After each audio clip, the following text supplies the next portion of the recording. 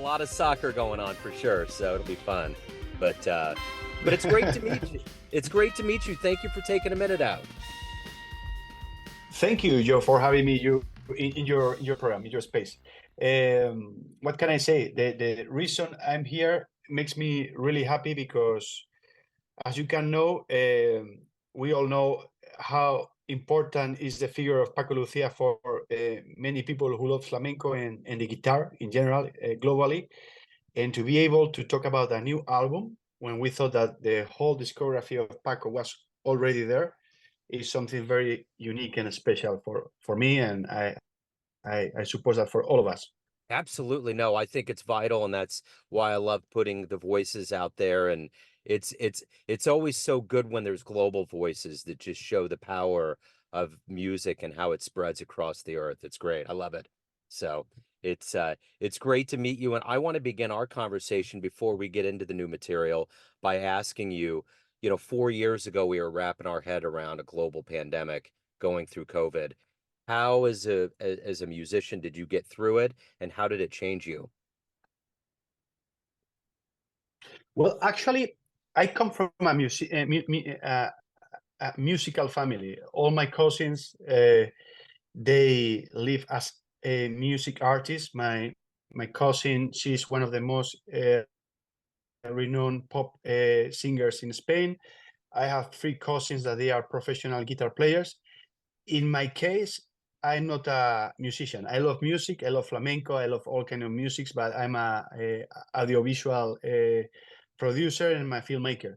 Yeah. But saying this, I think that this period of time changed it all, not always for the better, but it created as well some opportunities for some young musicians that can create new venues to create new forms of music that are already coming to us, and they are expressing new things for all the audiences around the world.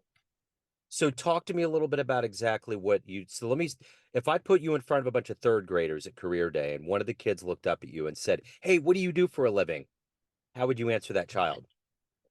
Well, I would say there's an expression in Spain which is en casa de herrero, cuchara de palo, which means like in the blacksmith house, there is always a wooden spoon. I don't know if I'm translating properly, but it means that you try to run away sometimes from what in your household is like the most important thing professionally, because it casts a shadow, a big shadow that sometimes it could affect you.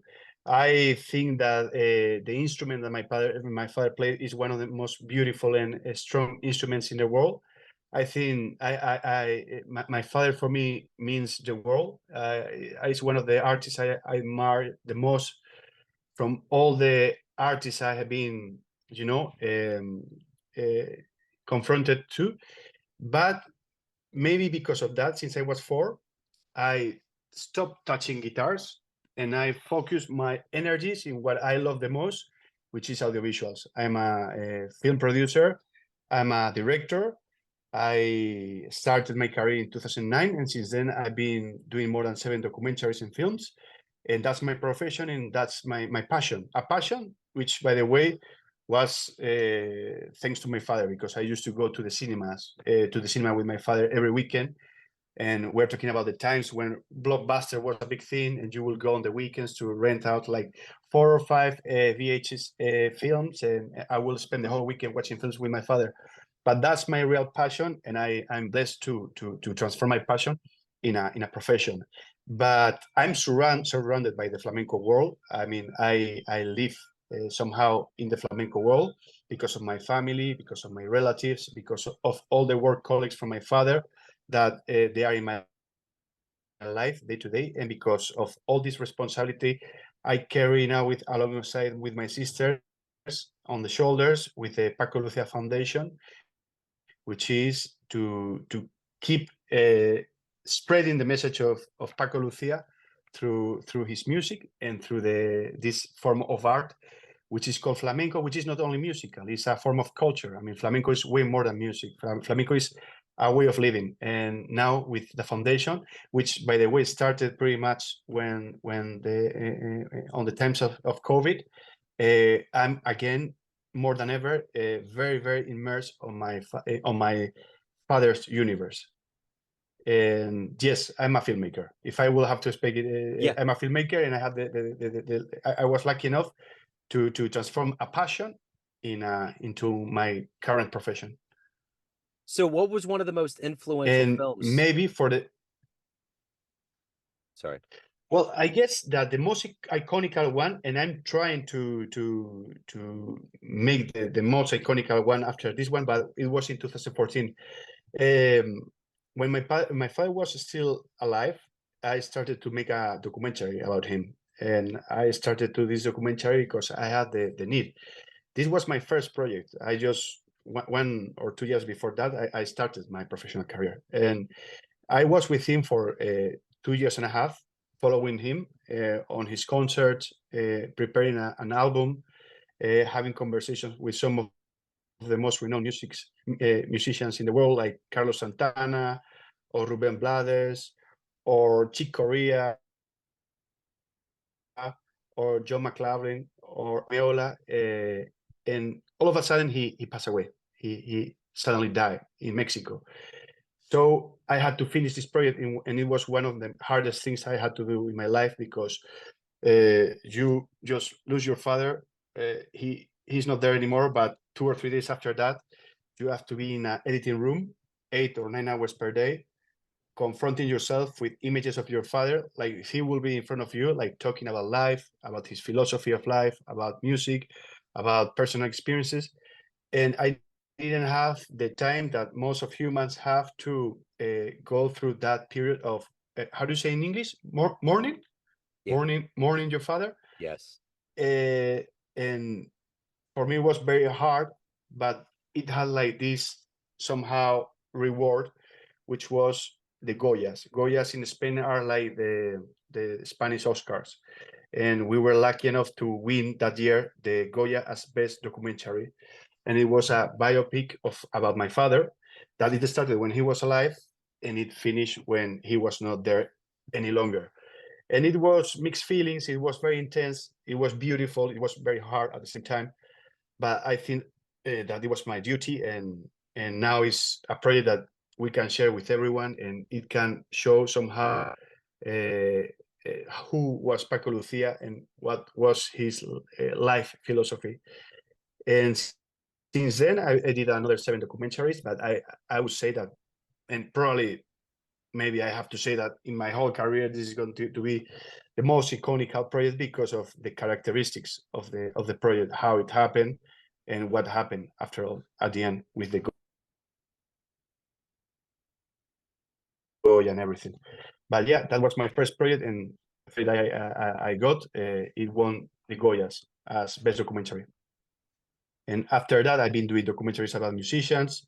I've been doing documentaries about the president of Spain, Pedro Sánchez.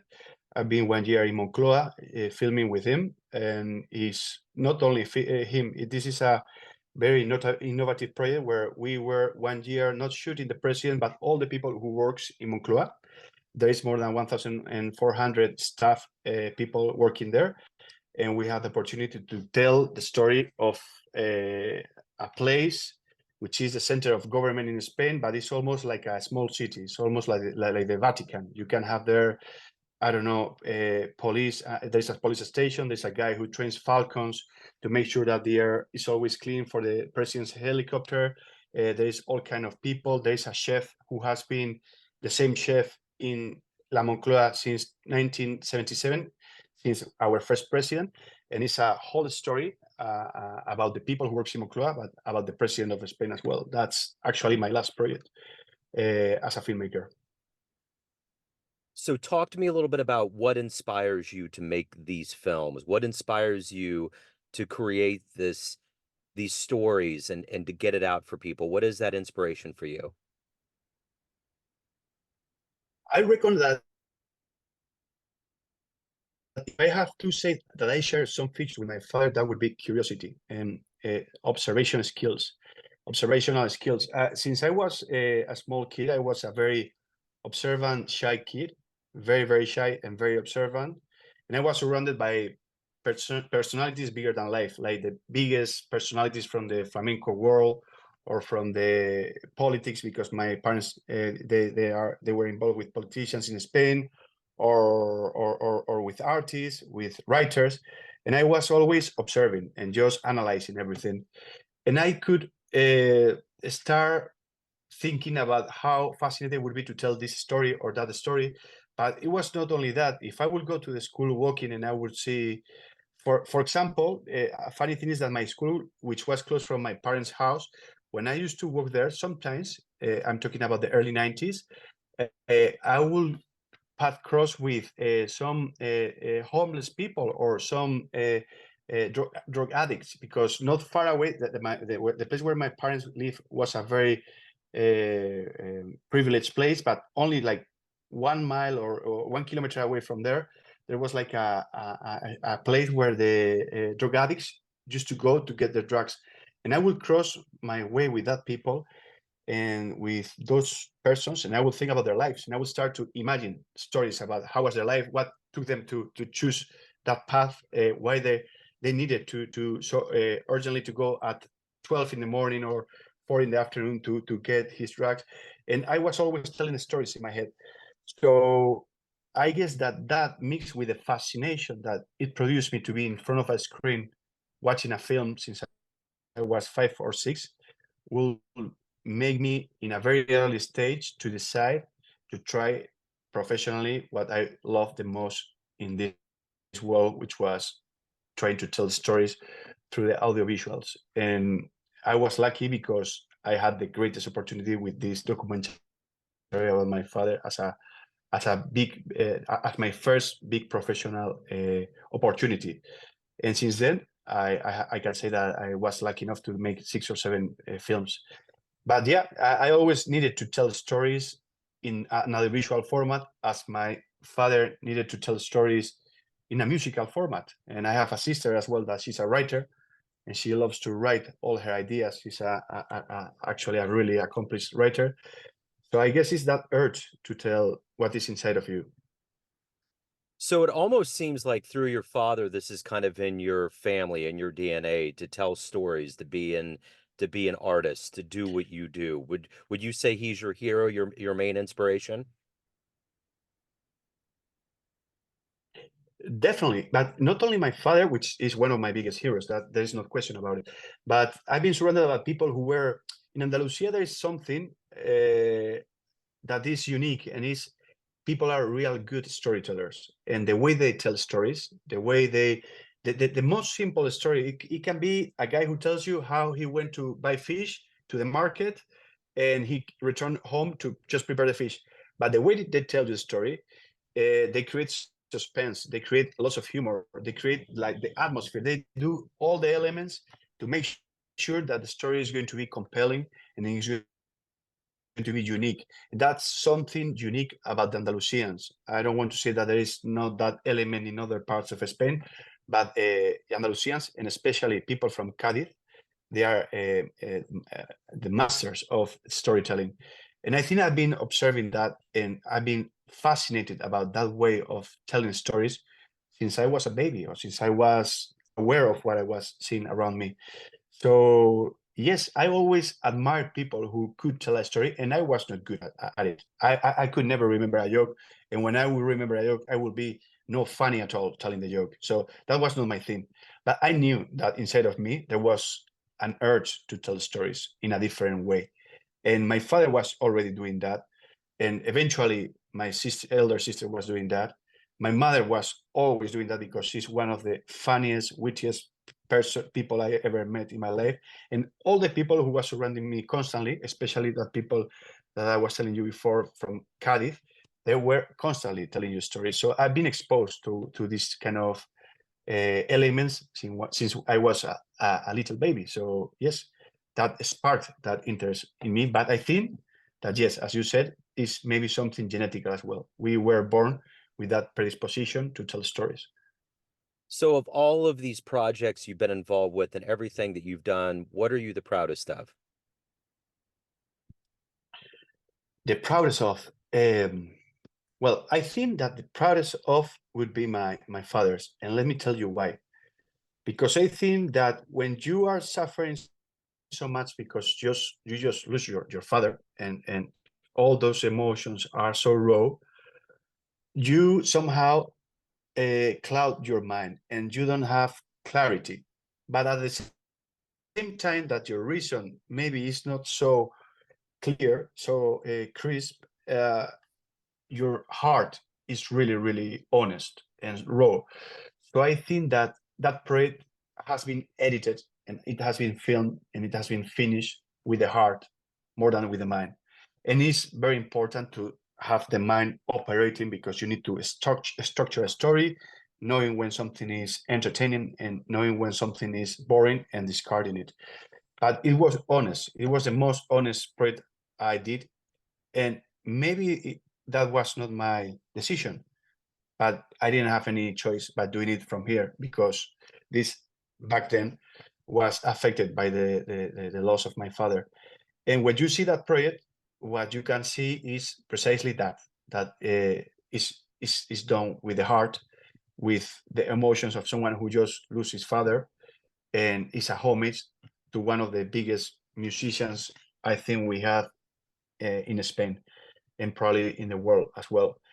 So because of that, I would say that that project, and believe me, I compete against myself. I want to do something better, and I want to escape from the big shadow that sometimes my father casts to do something by my own, which is even bigger and better. But it's really hard because I think that's the honest project I did so far.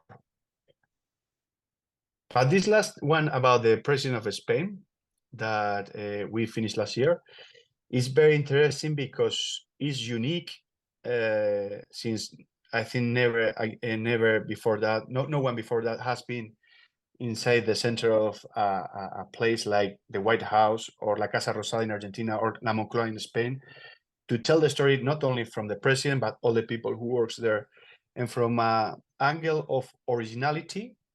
I would say that that project is very special as well. But yeah, I think that the most unique one is this one, the first one about my father, Paco Lucia La Búsqueda, which in English was translated to Paco Lucia, A Journey. And we had the opportunity to present it last February in New York when we did this big festival about Paco Lucia, which was called Paco Lucia Legacy. It must have been And quite. the interesting part about, Oh no, you're good. sorry, Joe, yeah, continue. Oh no, I'm sorry. You're good. No, I was going to say that. Yeah, you're good. I was just going to say one more thing, and is that when we presented this film, Paco Lucia La Búsqueda, that it was premiered in Spain in 2014, and it was not until 2024 that it was shared with American audience in a cinema in New York. It was great because the people who was there, they were not necessarily Spanish expats or Latin community. It was even more Native Americans sitting there because they were curious about the project, and people that they didn't know Paco Lucia, or they just knew a little about Paco Lucia, and through 90 minutes they understood the character. They felt very unique emotions that this man who was born in Cadiz, who had a very hard childhood, who had a very unique specific experiences, he made those moments universal for all the people who was sit in that cinema, more than 200 people. And when the projection was finished and I did the Q&A, all these people, many of them that they didn't know Paco Lucia, they did very little about Paco Lucia before that projection, were with the experience that they knew him and that they were very touched about his life and about his career and about who he was as a musician. So that was a very unique and special moment for me past February. So to separate you from your father and to really focus on you, I'm curious. Everyone has an idea of who they think you are. Your family, your friends, your fans, but you are in control. What's your perception of you? Who do you think you are? I think I'm a man who loves life and who he's really happy in the moment. I mean, I'm today here supporting Real Madrid, and tonight I'm going to watch them in a stadium in Munich, and I will have a great time as a fan. But apart from being here and trying to enjoy every moment of life that we are blessed to have, I think I'm always trying to extrapolate or to pass that moment to something which could be even more fascinating, or asking the questions that get in my mind about many things that I see around me. So if I go to do running, I used to do jogging in the mornings with my dog, and I go to run for 1 hour in Casa de Campo, which is a big park in Madrid.